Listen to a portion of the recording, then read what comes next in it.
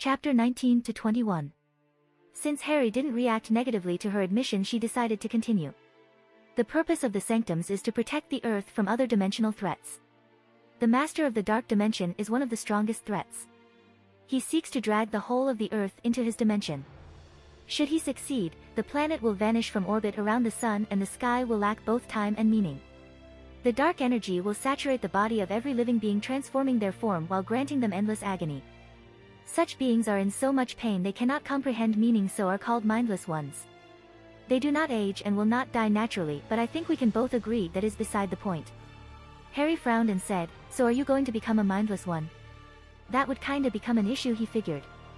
She shook her head at the question. "No, Harry, at least not with the elemental formation I have, preventing the dark energy from tainting and saturating my flesh.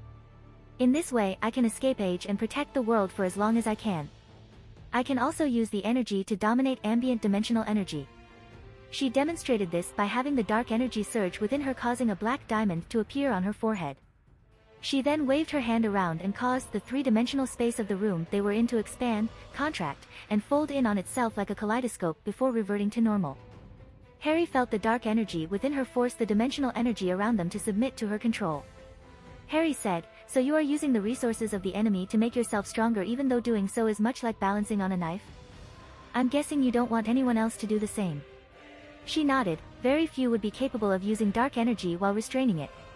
Among those of Camartage, I believe Mordo would be the only one capable of doing so. He would never do it, of course, and I cannot ask him to. Neither would he ever forgive me for doing it myself.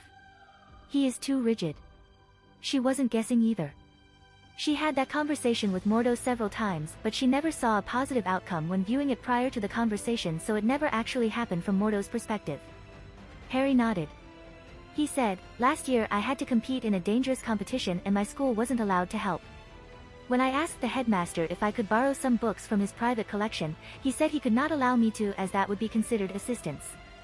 He then told me he didn't know if any books from his collection were missing, and if I found any around the castle, to return them when convenient. He then left me alone in the room with his collection, saying I could let myself out when I wished." The Ancient One smiled and easily recognized the act as something Albus Dumbledore would do from the rumors she heard of the man. Harry continued, "Rules exist for a reason, but reason itself does not always exist. When reason fails you, sometimes rules get in the way." The Ancient One added, "Flexibility is important. Truth is that I hate having to use energy from the dark dimension. Because, as you have said, I have not synchronized with it, it feels foreign and filthy. I have lived with that sensation for hundreds of years now and I still cannot stand it." Harry felt a shiver of revulsion imagining such a thing. He said, "If there was another way to retain your life, would you use it?" The Ancient One shook her head. "It is too late. Over the years I have found a few alternatives. Each has their own price, of course, but I've found that it was no use. I once found the actual fountain of youth. I was so pleased when I found it. I was ready to completely expel the dark energy from my body and had even found a way to offset the price of continuous usage of the fountain. It was then that reality came crashing down around me. When the dark energy left my body, it was completely racked with pain.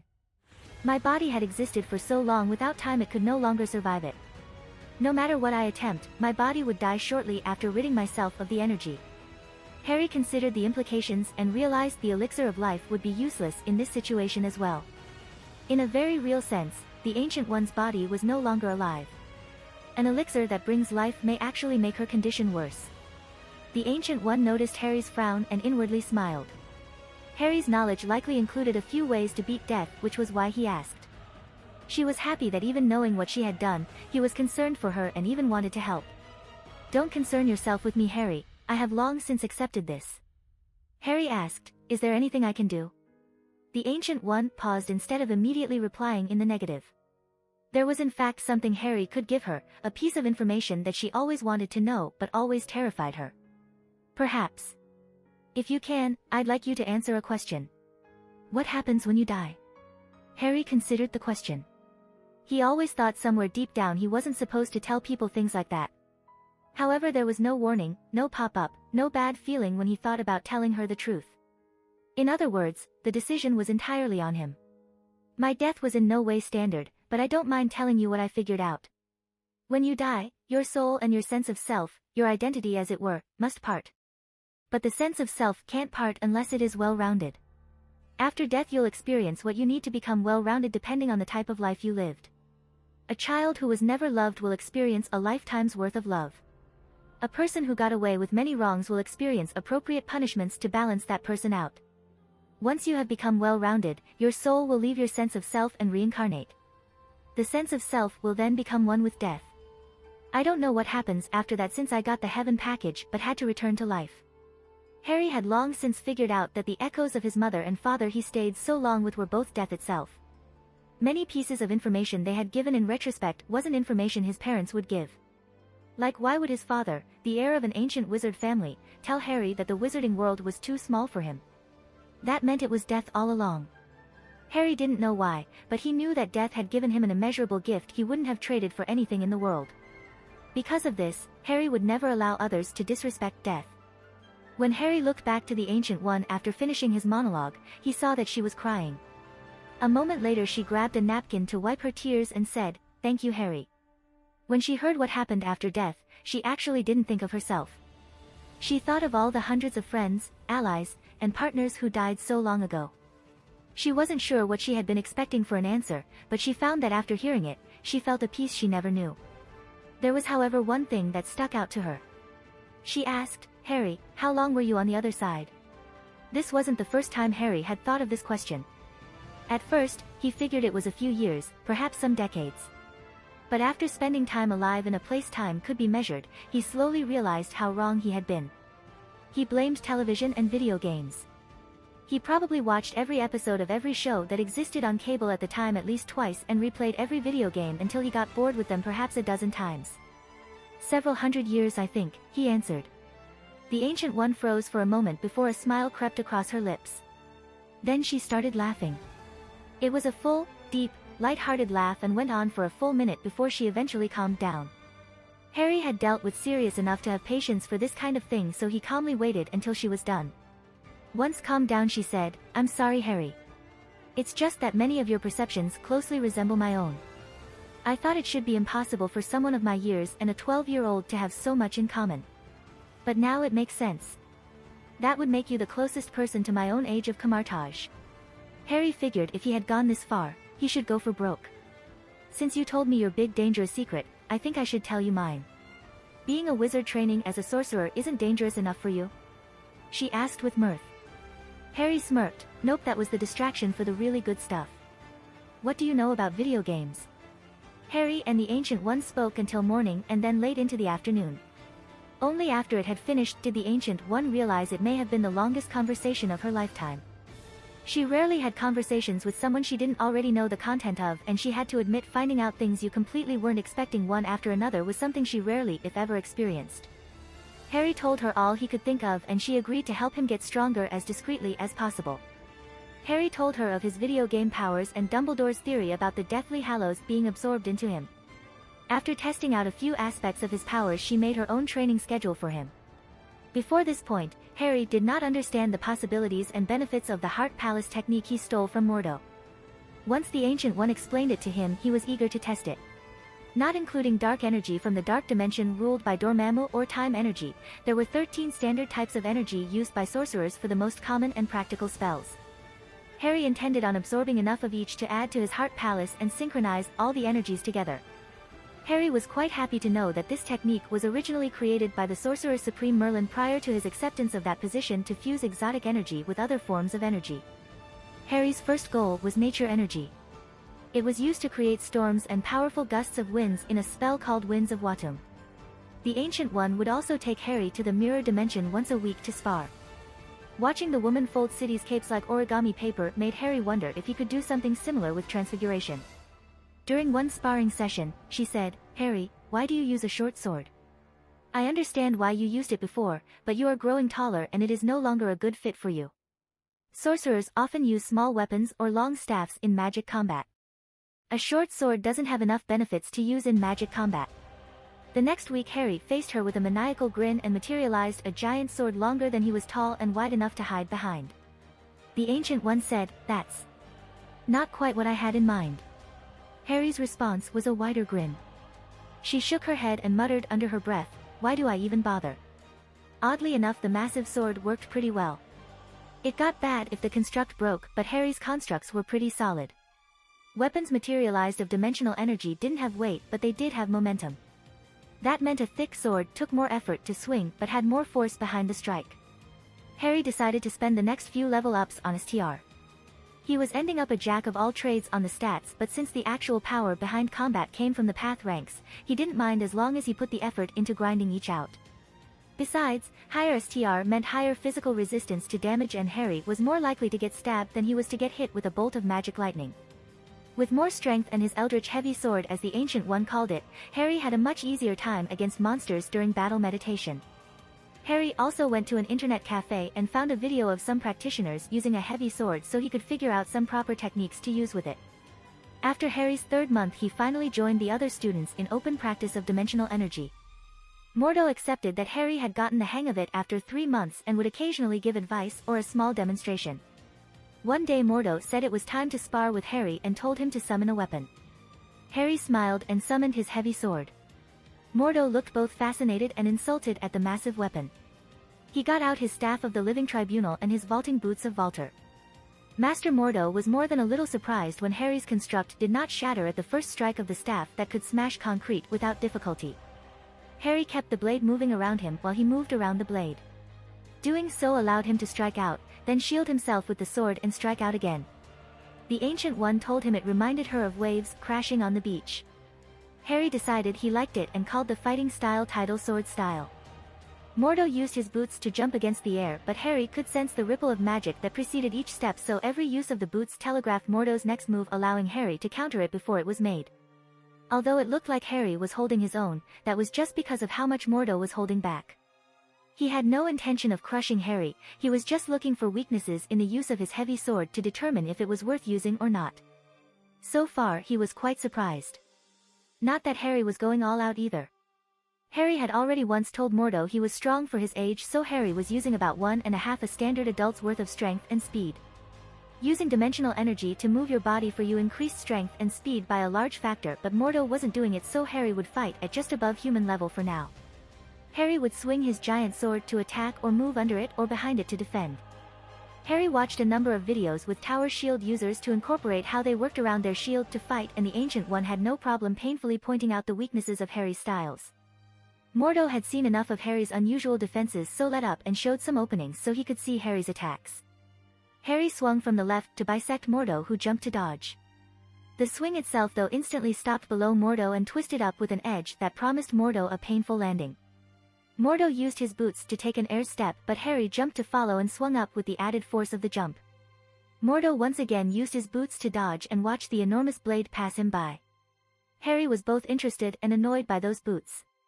From what Harry sensed, they used electrostatic discharge to gather water vapor and solidify it for a moment to be used as a step. Vaulter was a godlike being who had power over clouds, which only sounded weak but really wasn't. Water vapor could be gathered into mist using Vaulter's power, which could conceal, blind, and even imprison others. Water could be gathered into a miniature storm cloud, which lightning could be called forth from. When Harry landed after Mordo's final dodge, the master put his staff away and said, "Where did you learn to fight like that?" "Video games, Master Mordo. I play a lot of video games," Harry easily answered. The man smiled and shook his head. "I have seen spears, axes, knives, chakrams, swords, whips, kamas, and fans. That, however, was a first." Harry smiled and said, "So how'd I do?" Mordo nodded, promising. It seemed one word of encouragement was all the master of the mystic arts allowed himself for the 12-year-old, and Harry decided to be happy he got even that. Though he continued training each day, he still stayed in contact with the magical world. Hermione's Al Hedwig would drop off letters for him as the Sanctum in London, which Harry was fine with, as he would have felt bad for the bird if she had to fly all the way to Asia every few weeks. Remus Lupin had returned to England after hearing from the papers about the tournament, and Dumbledore hired him on the spot as the new defense against the dark arts teacher. Hermione said he was great since not only was he practical, but he was actually willing to give her some advanced lessons when he saw how far ahead she was along with Neville. She also said that once a month Sirius would show up at Hogwarts and teach Lupin's classes for him, though she did not explain why. Sirius had written that Moony wanted to meet his honorary nephew when he had the time. Sirius himself had been going out on a few dates with Amelia, and they were getting closer and catching up on lost time. Seems he had already had enough of the bachelor life. Harry also kept himself up on the latest news in both business and technology. He could pretty much disassemble and assemble any tech on the market blindfolded and could write the operating system of any computer without difficulty. He was also getting familiar with all the names of the business world, their specialties, interests, and markets. The more he read about business, the less he wanted to do with it.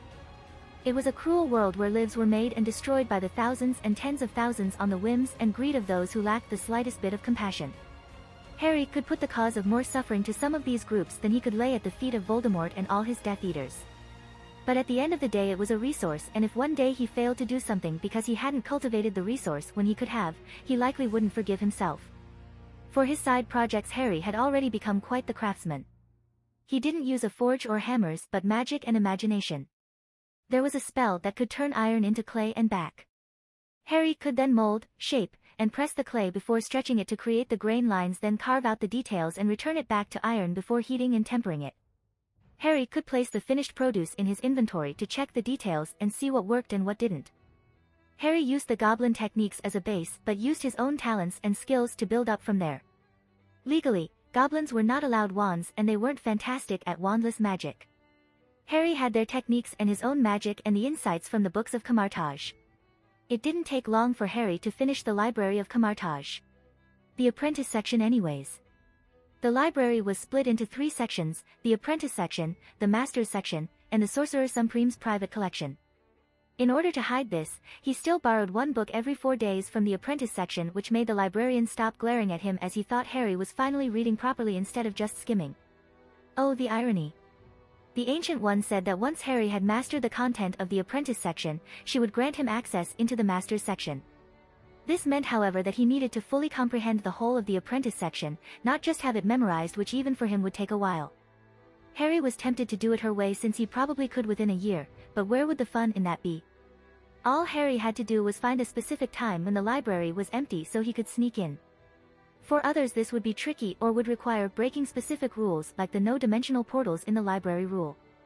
Harry didn't need to break those rules though, he had a better way. In Harry's room was a large painting of dogs playing poker.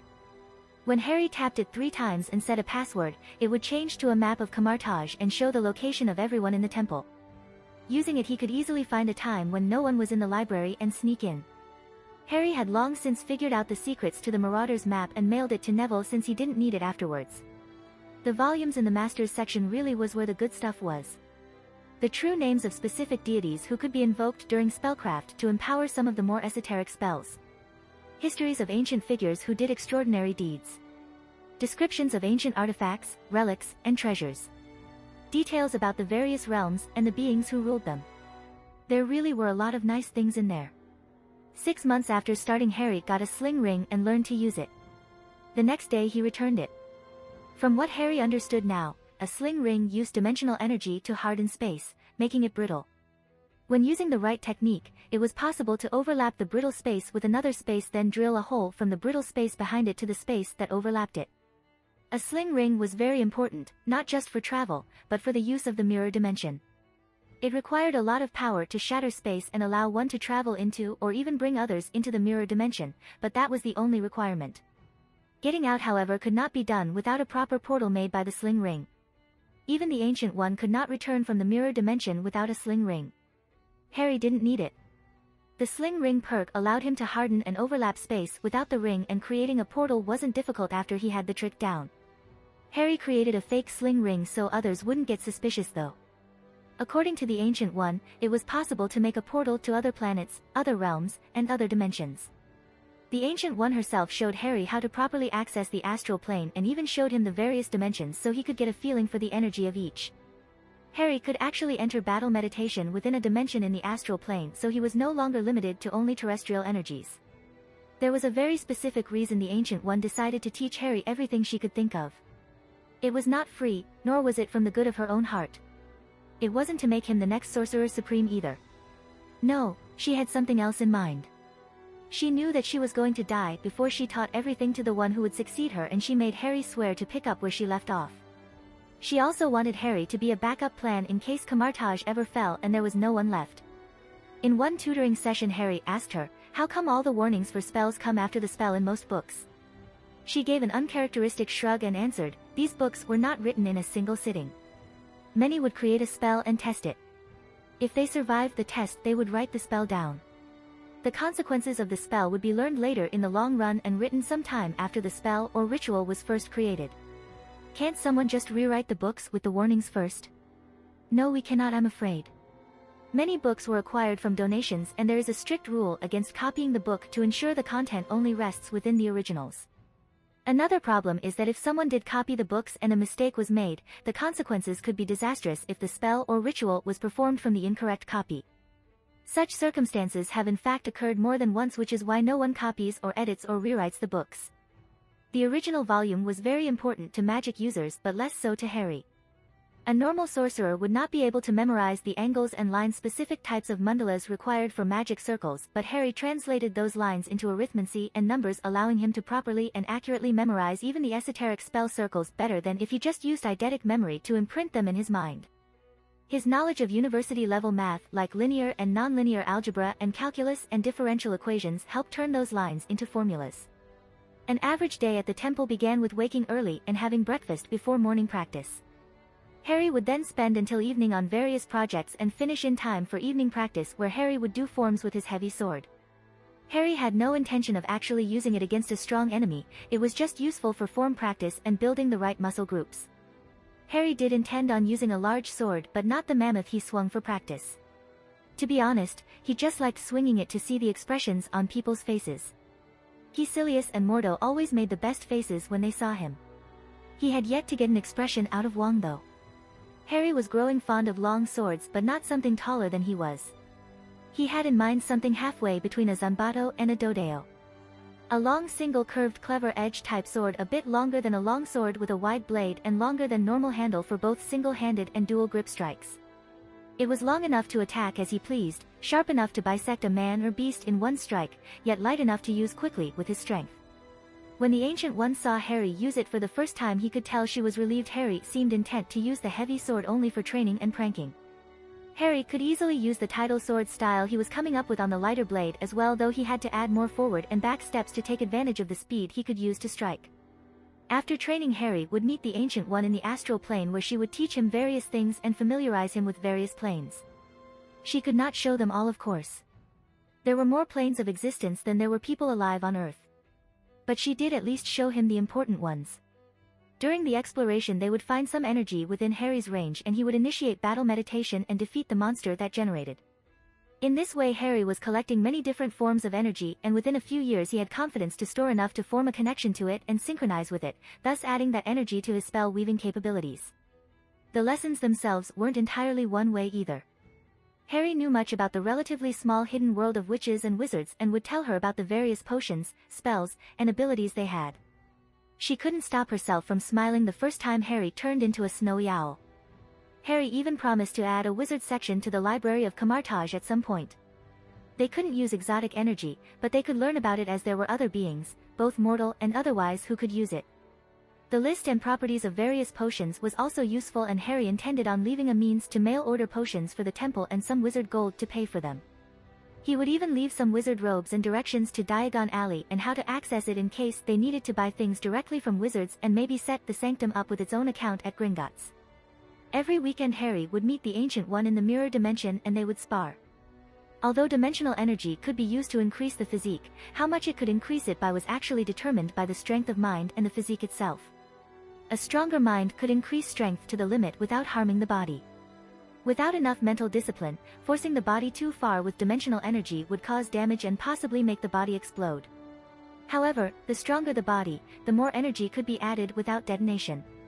In this way, it wasn't a bad thing that Harry was increasing all his stats. As his magic stats increased, how much he could strengthen his body, and his physical stats increased, how much his body could take increasing before it broke. One time Harry tried to strengthen his body with dimensional energy beyond his limit, and he ended up tearing himself to pieces and exploding in front of the Ancient One.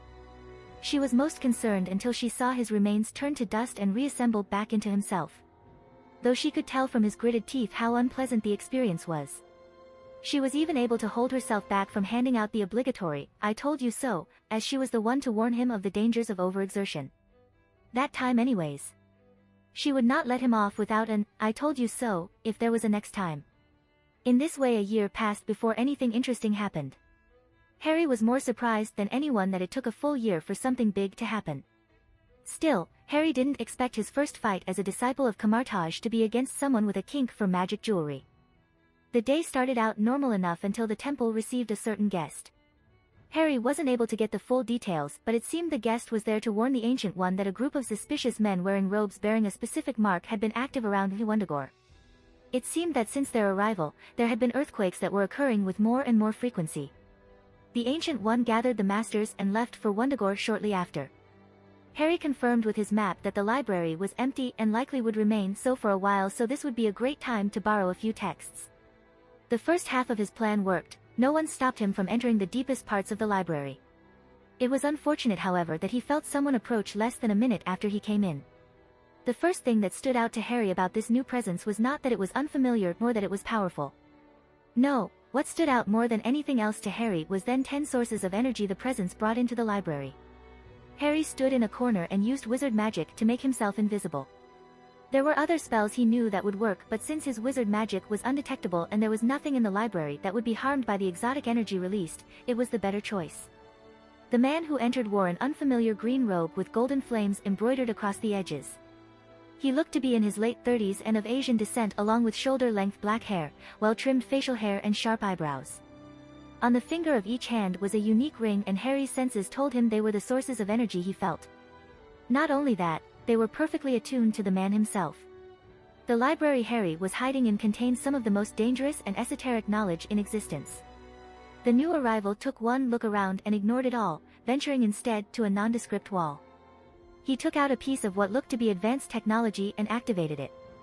Light shone from the silver disc-like object, and the nondescript wall seemed to fall away and collapse in on itself.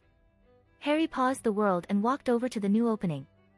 It wasn't difficult to realize this man was an intruder. There was even a distinct chance the master's leaving was orchestrated by this man. Harry took a look at the man's rings and paused time, but none were familiar to him.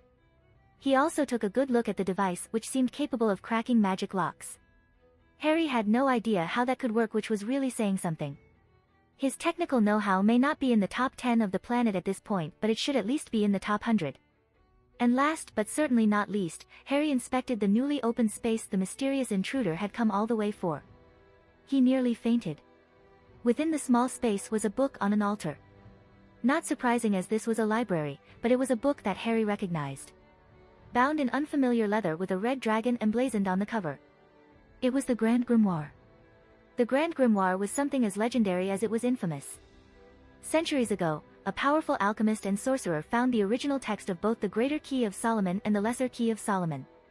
These texts included instructions on how to summon and command almost every powerful demon in existence and contained various details on each one. Rather than use them for personal gain, he spent centuries studying it and experimenting with them and poured all the results into a single tome. The book he wrote contained not only the knowledge he gained from both manuscripts, but also knowledge he gained from demons he summoned and experimented with, along with spells and rituals he learned from other dimensions he used his knowledge to travel to. It was not the most powerful book in the universe, nor the most dangerous. Oddly enough, that was what made it perhaps the most valuable.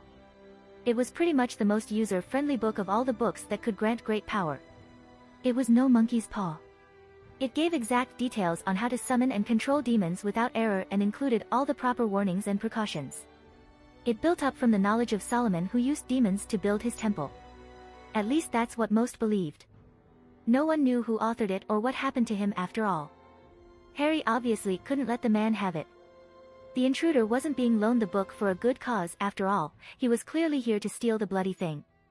When Harry realized this would likely come down to a fight, he deeply cringed. This wasn't an open field or empty plain. No, this was the master's section of the Camartage library, with the Ancient One's private collection chained up on an adjacent wall. What did this mean? Well, even he couldn't repair books that had been burned to cinders. Also, some of the books contained magics of their own, and Harry didn't know how they would react to his wizard magic. Harry never considered that he had the option of just letting the man leave. It wasn't in his nature. The fact that he wouldn't be able to hide the evidence of the fight was also obvious. However, it was acceptable. He had been able to stay low for the last year, and it was longer than he expected, to be honest. After spending as much time as he could think of coming up with various plans, Harry unpaused and said, "Excuse me, but who are you?" The man turned to face him but only showed a moment of surprise at Harry's age. He made a fist and Harry felt psionic energy from one of the man's rings start surrounding the area. The intruder said, "Forget what you have seen and leave at once." Harry's innate mental protection prevented the mind control from having any effect, but it did answer Harry's question of how he got to the library in the first place. Luckily, there was a difference between casting a spell yourself and using a tool to do it. When using a tool, you wouldn't know if the spell failed. Harry started walking further into the library to one of the doors in the back. This led him to walk right past the man who silently observed the 13-year-old child. Harry first tried an overpowered banish spell to send the intruder to the wall, but he instantly shifted his stance to endure the force and only moved back half a foot. Though Harry's spell energy couldn't be sensed, the man saw the tells of an attack beforehand and braced himself accordingly. A beam of cold and what looked to be a laser beam shot from two of the man's rings and Harry barely had time to dodge. He was relieved when he sensed they only struck a wall and not a book, but he didn't expect the gaudily dressed villain to strike first without a proper introduction monologue. Maybe he could squeeze one out of him. Harry conjured a shield and short sword with dimensional energy and said, "If you're going to check something out, I'll need to see your library card." He sneered and said back, "I shall take what I want and no child shall get in my way." He fired off a compact burst of space Harry tried to endure, but it shattered his shield like tissue paper and sent him back crashing through 3 different bookshelves and into the far wall with a crack that would shatter the bones of any mortal. At this point Harry was in a lot of pain, but very grateful he had placed so many stat points into his TR. Sure, that really hurt, it was like a few hundred sticks of dynamite going off in his face, but it only cost him a fraction of his health. The intruder didn't bother to check if Harry was alive and returned to the book. Though he opened the door, he didn't remove the security yet, so the book wasn't simply something he could take. He took out a few more pieces of high-end tech and he set them to work removing the spells that kept him from his prize. Harry was taking potion after potion from his inventory and gulping them down. Ping. Recovery potion has recovered health. Healing potion has increased health recovery speed by 15% for 10 minutes. Witch sharpening potion has increased INT by 5% for 10 minutes. Hardening potion had increased physical defense by 20% for 5 minutes. Strengthening potion has increased STR by 5% for 10 minutes. Unfortunately, most potions could not be used with others, but Harry had these ones brewed specifically for stackable use. The downside was that they only had a shelf life of an hour after they were brewed before the effects expired, but since Harry kept them in his timeless inventory, that wasn't much of a downside. Harry quickly realized why his banishment spell didn't work. It used his magic to push his target away and was less effective the heavier the target. However, magical energy also counted towards weight. This man's 10 sources of energy were all considered massive, so pushing him was much harder. That also meant that many spells such as stunners, which don't work well on stronger opponents, would do nothing. Those energy sources were tuned to the man's life force and were practically a part of him. Energy-wise, the man's total energy was like 150 Dumbledores. Even Harry's stunner grenades wouldn't be able to put him down. Luckily, his plan worked. He would have dodged that shot if it were lethal, but the result was about as ideal as he could get. He got some distance from the man and he wasn't paying attention to him. Harry observed through his energy, sensed the man breaking the security barriers, and Harry cast a silencing charm on his surroundings. He then opened a portal to the Sahara Desert and waited. Once the security had broken, Harry poured as much power as he could into the spell and shouted, "Accio Grand Grimoire." The book rocketed past the man thanks to the verbal casting and made its way into Harry's hands. Faster than any Olympic sprinter, the intruder dashed at Harry, who ran into the portal he made earlier with the man following behind. The man practically growled, "Give me the book, child." Harry said, "No thanks. How about an introduction, since I hate to be rude? I'm Harry Potter, a minor practitioner of magic. I am the Mandarin, and if you value your pathetic life you shall kneel before me and surrender the book." Harry was shocked at the introduction. "The Mandarin?" he cried out. The man seemed pleased at the surprise, but Harry continued and said, "You call yourself a form of dialect? How would you feel if I called myself the British?" Once he realized he was being insulted, he growled through his teeth again and made a fist that shined with magical light. Harry wasn't finished, of course. "Do you have a sidekick or rival called the Cantonese or the Hunanese?" "Enough," he shouted and fired a stream of terrible flames Harry sensed were as hot as the sun. Harry jumped out of the way as the sand that was beneath him changed into molten glass, and Harry fired his endless cutter stream from the Mandarin's left. Instead of dodging it, he simply faded into the ethereal, allowing the spell to pass harmlessly through him. He returned to solid form and said, You are no sorcerer. A wizard then? No matter. No one is a match for the Mandarin. Harry wanted to point out if that were true he wouldn't have come only after the Ancient One and the other masters left. As if sensing Harry's intention to say something insulting, the Mandarin preemptively fired a beam into the ground which caused the sand around them to shape itself into various mounts and obstacles and walls. This suddenly made dodging much harder. Harry fired off his slow-moving expanding cutter sphere and ran to the side. The Mandarin fired the same concussive beam he used on Harry earlier at it, which caused the sphere to detonate into a barrage of cutter spells which sliced up many of the surroundings and forced the Mandarin to seek shelter behind a wall. Harry used the moment to conjure a source of eternal flame and expanded it before granting it form. It became a semi-truck-sized dragon and sought out the Mandarin. Eternal flame was something only Harry or someone like Dumbledore could cast, but not even the latter could combine it with transfiguration magic to create something as powerful as fiendfire but not as deadly to the caster. Well, he probably could with some preparation, but definitely not on the fly. Having the power of Elder Wand strengthened magic helped. The dragon quickly found the Mandarin and sent out a blast of eternal fire dragon breath. Harry teleported behind the man and waited for an opening. With his newfound knowledge of dimensional energy, Harry was able to change the procedure for apparition into something smoother, safer, and more powerful. Though he couldn't use it everywhere as it still tended to fry electronics in the area. The dragon of living eternal flame proved no challenge to the Mandarin, who fired a beam of pure cold energy which not only beat back the dragon breath but consumed and snuffed out the dragon itself. Harry used his short sword and the opening to try and slice off the Mandarin's arm, but the man's seasoned sense of battle warned him in time, and though Harry struck far faster than a normal human was capable of, the Mandarin only received a small cut on his forearm from the dimensional blade. The Mandarin quickly struck out with his fist, forcing Harry back a step, but the strike was followed through by a series of blows Harry felt were each capable of denting steel and crushing stone. Harry realized that getting close was not so great an idea, as this man was a master martial artist far beyond the level of Mordo and Caecilius. Though Harry's short sword allowed him to make the most of his speed, each of his strikes were dodged, blocked, or even parried through unarmed combat techniques. Harry missed a step while being forced back, and the Mandarin used the opening to strike Harry's chest with enough force to crack the stone skin his potion gave him. The Mandarin looked over Harry once more and said, "Impressive for a child, but you will not be saved by this. You will die for your insolence, and there is nothing that can save you." He shot a bolt of lightning which Harry's shield was able to block long enough for him to dodge the rest, but the lightning was followed up by a searing beam of light which struck Harry's shoulder. Harry conjured a dozen knives in the air with wizard magic but used some principles of dimensional constructs to create them faster.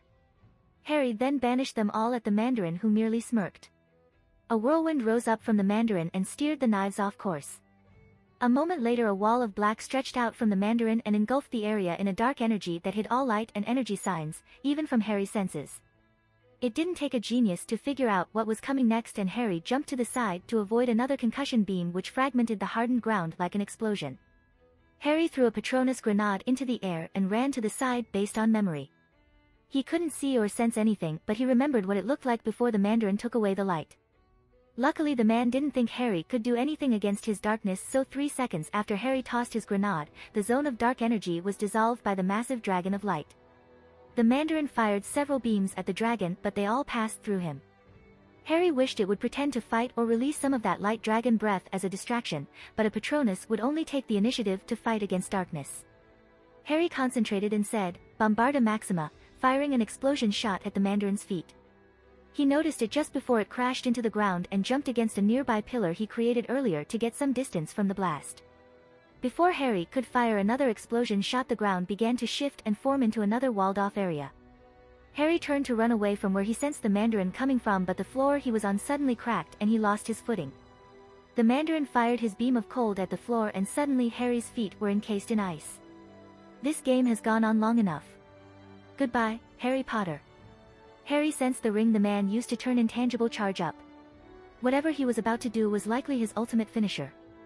Harry could only respond, "About time." Harry grabbed the book he kept under his shirt behind his back and tossed it into the path of the beam the Mandarin had just fired. The beam struck the book and the Mandarin saw the red dragon cover, and the book itself turned to dust with a flash of bright magical light. "No-oh." Harry used his strength to free himself of the ice and said, "I was hoping you'd have something that could destroy the book. Goodbye." Harry threw a small ball at the ground which turned into white smoke and teleported away. A bolt of lightning blasted through the smoke in the next instant, which scattered it, but Harry was already gone. Harry popped a few miles from the site and paused. The only way to win was to kill that guy or destroy the book. The problem was that both were impossible for Harry. Harry didn't have a counter to the Mandarin's intangibility, and the man had more powerful magics and was far superior a martial artist. He wasn't just fighting Harry, he was seeing through him. That last combo wasn't luck. He knew where to create a spot of fragile ground to break and cause an opening. Destroying the book was just as hard. Legendary books like the Grand Grimoire couldn't be destroyed normally. If Harry had been turned to dust in that flame attack, the Grand Grimoire would simply have been lightly singed though through the heat of the sun. That last beam was different and Harry felt it. The Ancient One made sure Harry could recognize disintegration energy as it was one of the surest one-shot kills that existed. Harry's instant death protection wouldn't protect him from disintegration. Disintegration was also something that could in fact destroy the Grand Grimoire. And that was exactly how the Mandarin had been fooled. Before grabbing the grimoire, Harry had conjured a duplicate that was as magically dense as he could make it. The moment Harry entered the portal, he placed the Grand Grimoire into his inventory and placed the copy under his shirt. The duplicate had no content in the pages of course, but the cover looked identical. When Harry originally paused to think up his plan, he realized that if he simply tricked the man into leaving, he would likely come back. He had to think the book was destroyed, or when he tried to take it again he would bring an even greater force of destruction. His first plan was to pretend to use a spell to destroy the book himself and die in the process. Unfortunately, this plan failed the moment he put the book into his inventory and was greeted by a pop-up message. Unique item, Grand Grimoire, will drop from inventory upon death. Because of this, Harry would either need the Mandarin to destroy it or Harry would somehow have to convincingly destroy the fake himself. Since he was still paused, Harry decided to go over the pages of the Grand Grimoire. He already had it, so might as well, right? Harry spent what was likely several weeks going over the content. It was by far the most advanced book he had ever read. He memorized the characteristics of every powerful demon and how to summon, bind and command most of them. Not surprisingly, the means were all very complex, had a large probability of failure, and would likely corrupt the soul of the user. Harry had no interest in summoning demons. He found the descriptions, traits, and powers of the various demons an interesting read, and the summoning rituals themselves were insightful, but Harry would never use any of them except for reference. If nothing else, he'd be able to recognize a summoning ritual if he saw one in the future. There was, however, content which did interest Harry. The book contained magics which used dimensional energy as a base differently from the magics of Camartage. These spells were created by beings from other worlds and contained their insights and histories. They also contained various warnings about their use, of course, but there were some instances where the spells might be useful as long as the proper precautions were made. After fully comprehending what content he could and memorizing verbatim the content he couldn't for later, Harry opened a portal back to Camartage's library. He wasn't surprised to see the Ancient One and Mordo already there. The Ancient One smiled seeing Harry and said, "You look to have seen better days, Harry." Harry looked down and only then noticed a part of his robes were burned and there was a black burn on his shoulder where the laser struck. Harry shook his head and said, "I'll live." Mordo practically yelled, "What happened here? Who did this?" Harry said, "He called himself the Mandarin. Came for the book over there. The leather one with a red dragon on the cover." Harry saw Mordo soundlessly mouth the words, Grand Grimoire, while beginning to look pale. The Ancient One noticed Harry's lack of panic and after considering the circumstances and knowing the possibility of Harry not knowing what that book was to be zero, understood the situation was already resolved. Before she could say anything, Mordo shouted, "What happened? Where did the Mandarin go?" Harry realized that they both recognized the name, so Harry said, "I tricked him into firing a disintegration beam of some kind at the book and escaped." The Ancient One's eyes widened only for a moment in surprise, but Mordo was not nearly as subtle. His jaw was hanging neatly from his mouth. The Ancient One said, "Harry looks like he could use some healing, follow me." The Ancient One was fully aware that Harry did not in fact need healing, but Mordo didn't need to know that and she was curious for the details. She did not see this event coming, perhaps because Harry was involved, but as it turned out, well, she didn't mind it. The pair made their way to the Ancient One's room and Harry pulled out a tea set for them from his inventory. Exquisite tea takes more than a few minutes to brew and loses quality quickly, but a timeless inventory allowed him to have some whenever he wanted, and it was already as good as the Ancient One's. One of her secret uses of the Eye of Agamotto was to see when she would need tea to be ready so she could prepare it in advance. This was why her ready-made tea was better than most people had in their lives. The Ancient One took the cup Harry poured for her and said, "Thank you, Harry. Now please go over what happened today." Harry gave her the details, not bothering to hide that he was sneaking into the master's library or his map. He was pretty sure she knew and Harry hadn't touched her private collection. As of yet anyways. He told her of the items the Mandarin used to break the security and Harry's plan. He also told her the details of the battle and that the book was in his inventory. She finished her second cup of tea by this point and said, "And it's safe to assume you've memorized the contents." Harry nodded. "Mostly for reference. I wouldn't be surprised if I encounter a demon at some point, so those details will be helpful. The requirements for commanding demons though are not something I can ever do though, so no demon army for me." "Oh, and why is that?" Harry frowned. "You haven't read it?" She shook her head. "Many of the restricted tomes or the ones in my private collection were placed there to prevent the temptation the knowledge offers. I have succumbed to temptation before, so I am not willing to risk it again." Harry realized that this meant many of the books in her own collection may have content she was unaware of. There are several ways of commanding a demon without staining or selling your own soul, but they all require risks which have the potential to harm countless others or materials which I am not willing to use, such as the pure souls of others. Solomon, for example, was said to use a signet ring to command demons that was gifted to him by God, but the truth was that he was an alchemist and crafted the ring himself. Harry left the rest unsaid but implied. If the Ancient One was surprised, she did not show it. Solomon once held the title of Sorcerer Supreme, but that title simple means the holder must be powerful enough to defend the earth, it doesn't mean the holder has to be good. She set aside the teacup and said, "I'll prepare another place to have the book stored by the end of the week. For now, let it be known to others that the book was destroyed by the Mandarin's disintegration beam." Harry nodded and was silently happy that she agreed to go along with his plan. Harry asked, "So, who is this Mandarin guy?" The Ancient One took from her robe some items Harry recognized as the tech the Mandarin used to break the magic security. She said, "Place these in your inventory and pause so you can analyze them. Tell me what you have discovered first and I will tell you what I know of the Mandarin."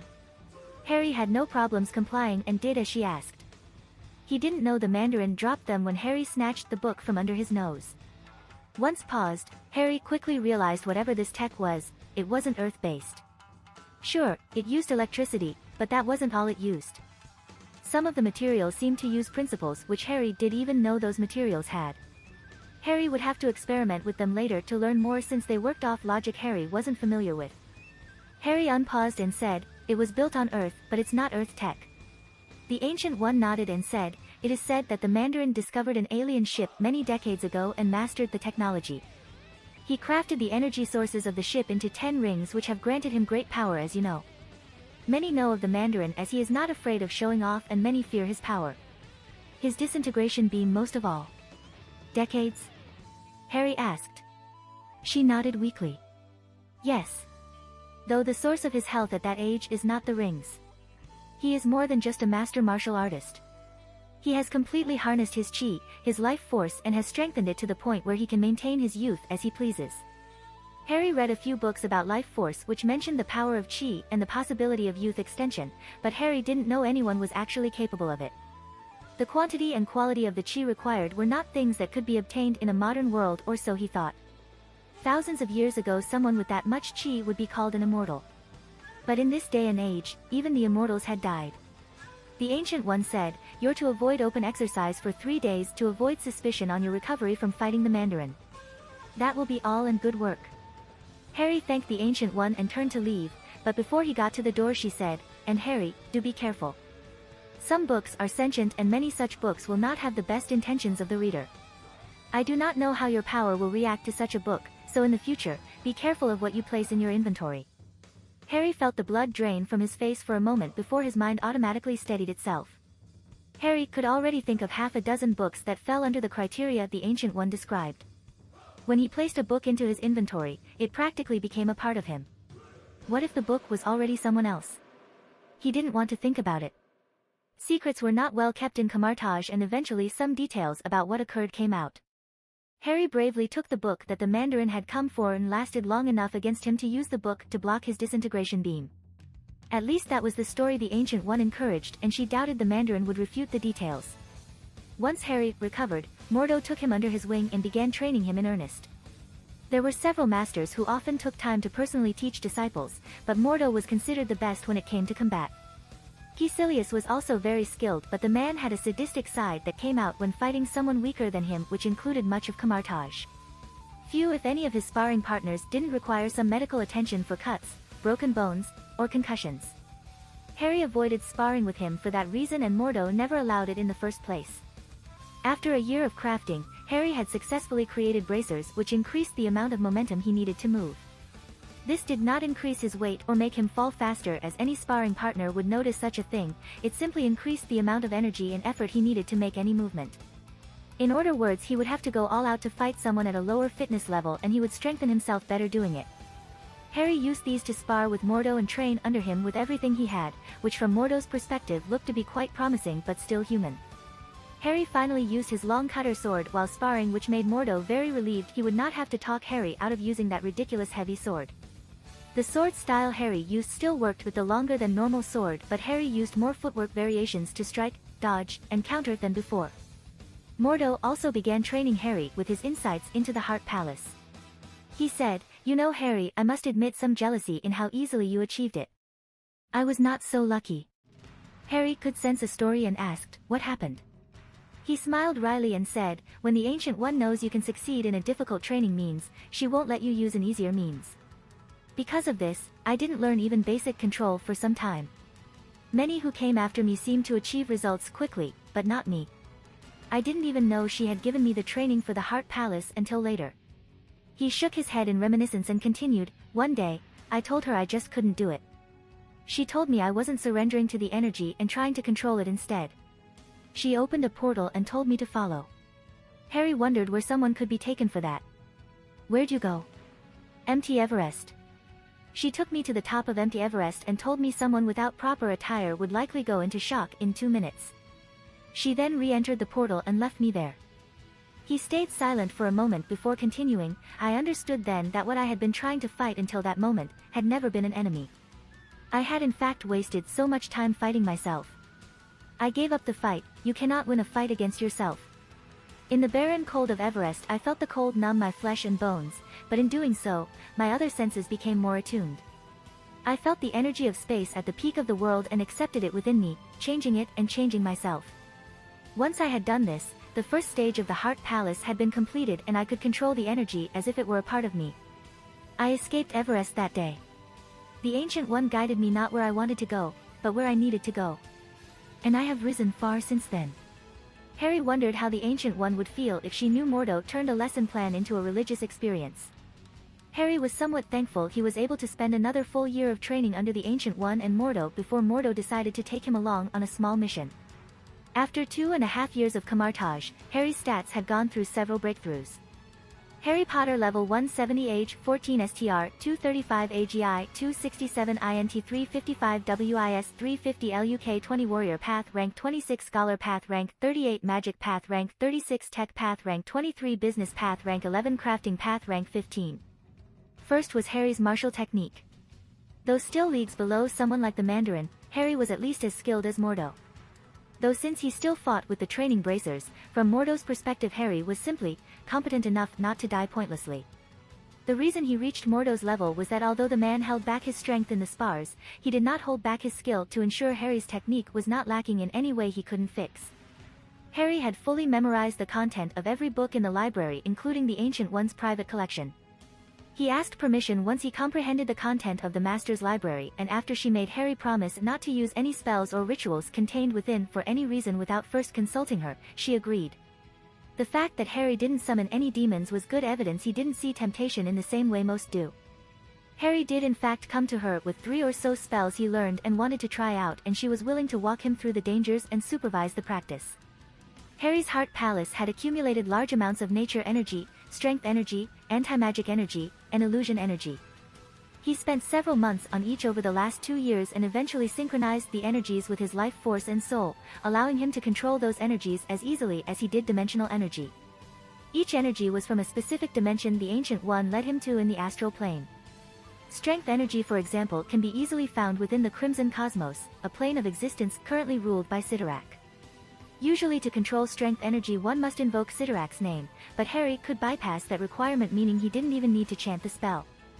This was one of the great advantages of the Heart Palace method, and Harry had surpassed Mordo in its usage since Mordo was still trying to absorb energy he couldn't even feel.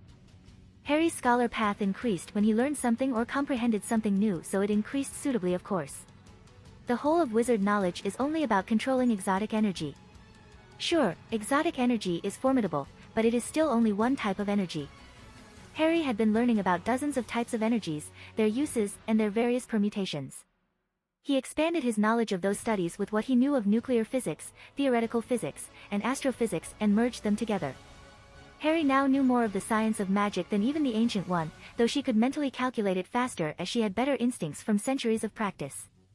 Harry's tech path jumped when he finally cracked the secret behind the Mandarin's toys. Since they basically interfaced around magic, Harry had a base to work from in figuring them out. What Harry found interesting was that they basically overloaded the security spells and were likely powered by the Mandarin's rings. No one else could use them, which was likely why he didn't care if he left them. He probably didn't think a sorcerer in a temple would have any use of it. The business path increased slowly on its own with or without Harry's input, though it did increase faster when Harry participated in his business interests. The red-headed twins had opened their store filled with fun prank and gag merchandise, and Harry would often head over to see what they had that was new. Sirius still ran much of it and was having a great time. He and Amelia got married a few months ago, and Harry enjoyed the wedding as it was the first reunion he had with many of his friends. He still wrote Hermione a short letter every month or so, and she would write back. They were still friends, but she was getting on with her life. Harry realized at the wedding that Neville and Hermione sat very close to each other, and he was happy for them. The other, larger part of his business interest was the Muggle bank that Gringotts had opened using computers. They named it P&G Bank and Trust, and hired squibs and Muggleborns to be the face of the bank as they continued to research Muggle companies and use them to gain more money. They would often give loans of Harry's gold converted into British pounds to up-and-coming businesses at a decent interest, and were making long-term money goals from such. What was interesting was that if a business failed, the business would be forfeited to the goblins, who would delegate Muggleborns to it to fix up the place using magic and make the business worth something, then sell it to someone else. This method required quite a bit of trial and error and more than a little help from Harry himself, but eventually they figured out what to look out for when giving loans. If the company was any good, the goblins would also retain the rights to buy partial ownership of the company, and in doing so, P&G Bank and Trust slowly but surely grew. As far as the world knew, P&G stood for Potter and Gold, which were both old families of Britain which decided to open a bank.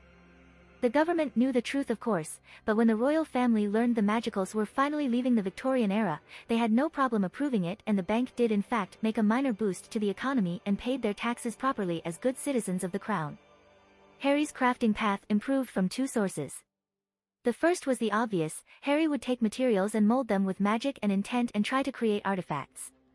He was already considered a master of metallurgy, tanning, carving, and material physics and chemistry in general. The second source was unexpected but fruitful.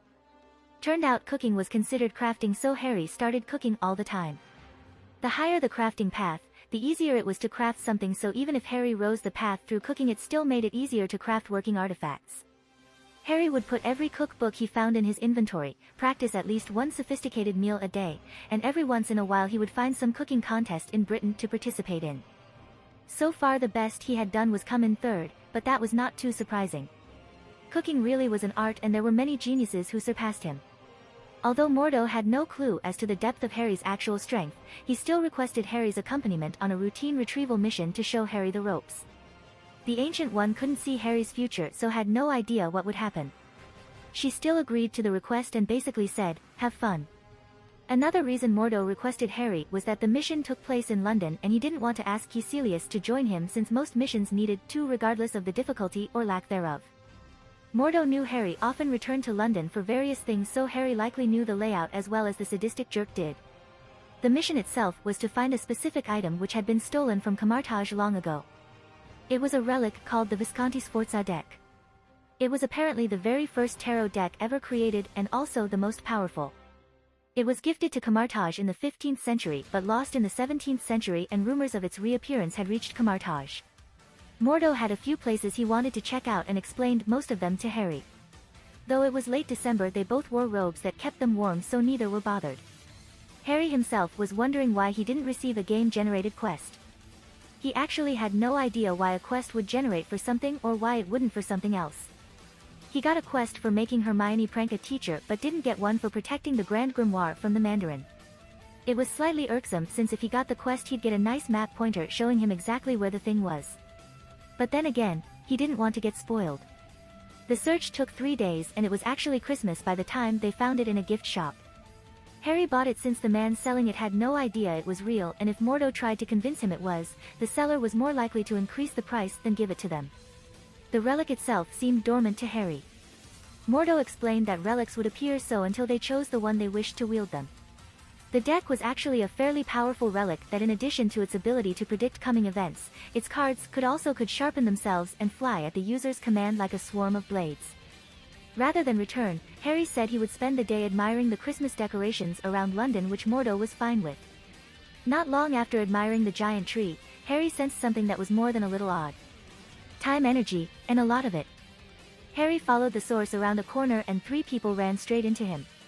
One of them, a man wearing a bow tie, said, "Oh hello, sorry about that," as he got up. Harry said, "What's with the rush?" The bow tie wearer Harry confirmed was the source of the time energy said, "Yes, well, we're being chased so got to run." A red-headed woman and a skinny man in a striped sweater followed him. Ping. New quest, rescue the Time Lord, help the Doctor stop the Carrionites and find his way home. 3 shadow-like specters flew over Harry but almost immediately turned around. Fallen before our eyes, a feast. One of them practically screeched. The other said, "Lead us to what we crave, our spell has done." Harry wasn't sure if that strange croaking sound was a giggle. The 3 looked like a cross between a Dementor and a crow, and Harry realized they seemed to have decided to eat him. The redhead shouted, "Doctor!" when she realized their pursuers were more intent on eating Harry than following them. The spectral trio descended on Harry, and the 3 from before seemed to be yelling at Harry to run. One of the bird creatures moved to snatch something from Harry's head, a hair perhaps, but Harry ducked and kicked it back before sending a flying roundhouse at the other 2, sending them into a wall. Harry calmly approached the 3 he ran into earlier and said, "Those aren't friends of yours, I suppose." The one he initially kicked recovered and shouted, "I shall drink from the blood of your heart." The group gave a look at Harry and grabbed him while shouting, "Run." Harry decided to follow along. While gaining distance, the redhead said, "Wait, kicking them works. Why can't we go back to that?" The man with the bow tie said, "They don't exist on our physical realm, kicking them only pisses them off." Harry wondered how much experience these people had at running while talking. Harry said, "I'm Harry, by the way." The redhead said, "I'm Amy, this is my husband Rory." The man in the sweater gave a small wave as they continued to run down the street. Harry figured the man must be used to being introduced by her. The bow tie wearing leader said, "I'm the doctor." Harry asked, "Of what?" "What?" he asked back. "What are you the doctor of?" Rory chuckled, which made Harry look to him. The man finally spoke up and said, "Most people say Doctor Who." Harry said, "What is far more interesting." Amy said, "Come to think of it, what are you a doctor of?" "Is now really the best time for this?" he almost shouted. The 3 bird things were flying fast at them, and Harry said, "So do you have a plan?" The doctor said, "Not really, making things up as I go." "Do you want me to kick them again?" "What good will that do us?" the doctor asked. "Buy us some time to make a better plan. We need something to distract them and throw them off our scent." "Something I'll think of any second now." Harry felt them getting closer and casually took out a Patronus grenade. Rory noticed it in Harry's hand and said, "What's that?" Harry threw it behind him. After a moment of blinding light, the space suddenly contained a massive shining dragon that barely fit in the space between the buildings on the street. The glowing white construct took a look at the specters and roared. The ghastly creatures turned and flew away immediately, but the massive Patronus did not give chase. The trio stopped dead and turned to see the massive glowing white dragon that looked both real and illusionary. Harry noticed that all 3 of them could see it, even though muggles couldn't see exotic energy-based magic. Harry attributed it to the fact that even the 2 normal-seeming ones did have an excess amount of time energy, which allowed them to see things others could not. The bird creatures also seemed to have a field around them which made them harder to notice, which explained the lack of shrieking on the streets from the ghostly specters flying down London. All the lights in the surroundings started going off and coming back on as the Patronus faded away. This was a newer version of the spell grenade, which had less exotic energy emission, but it still had some effect. The fact that the lights came back on at all was a good sign to Harry. The exotic energy hadn't done permanent damage to the lines in the area. Rory was the first to speak up, barely. What? What was that? Harry shrugged. Dragon in a can. Useless in a fight but scary enough. Those bird thingies will probably figure out it's not dangerous soon, so let's go. The doctor led them down a few more streets and they stopped running when he felt they lost them. Rory and Amy looked decently out of breath but seemed to recover quickly enough. Harry took the moment to say, so, what were they, why did they talk about eating me, and what exactly are you a doctor of? The doctor recovered after just a few breaths and said, Carianites. They feed off life energy and you look delicious to them. And everything. Harry frowned and said, wait a second. The doctor looked like he was about to try to convince Harry he wasn't lying about the Carianites, but Harry said, you're a doctor of everything? The possible, not an actual doctor, looked taken aback, yes I am. He straightened his bow tie as if that proved his point. Harry asked, so you've written a dissertation on every single subject that exists and after a review by your peers it was accepted and published? When Amy saw the dumbstruck look on the not a doctor's face, she started laughing hysterically and Rory also seemed to have trouble keeping himself from joining her. Well, yes, well. Shut up. This caused her to laugh even harder. I'm an honorary doctor, okay? Rory said, so you never actually got a degree on Earth or Gallifrey or anything? He shook his head and said, it wasn't called a doctorate when I graduated on Gallifrey, but I was given the title, okay? I am the doctor. Harry said, that's nice. Got a plan to deal with the Carianites before they eat anyone? I doubt I'm the only tasty morsel in London. Amy looked oddly at Harry and said, you're what, 16? How are you so calm about this and why did you have a canned dragon? I'm 14 and a half actually. And weird things happen to me all the time. I'm used to it by now. And I have a canned dragon because I put it there. I like to make things like that. Harry had the doctor's attention at that point. You made that? How? I doubt you'd understand if I told you. Oh yeah? Try me. Harry smiled and said, magic. Amy said, wait, real magic? Are you a wizard or something? Rory picked up on this and said, I don't think wizards have canned dragons. I mean, why put it in a can? Harry said with mock accusation, well, where else am I going to put it? Amy stifled a laugh and said teasingly, yeah Rory, where else is he going to put it? The doctor shook his head and said, okay, Harry the wizard, we need to find someplace safe. Carianites are as picky as they are vindictive, so they won't target anyone else until they get to you. Harry shrugged, at least that was convenient. I've got a place up the street.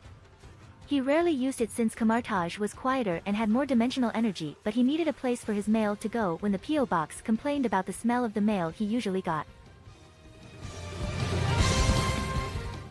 If you like this content, don't forget to like and subscribe. See you later, bye bye.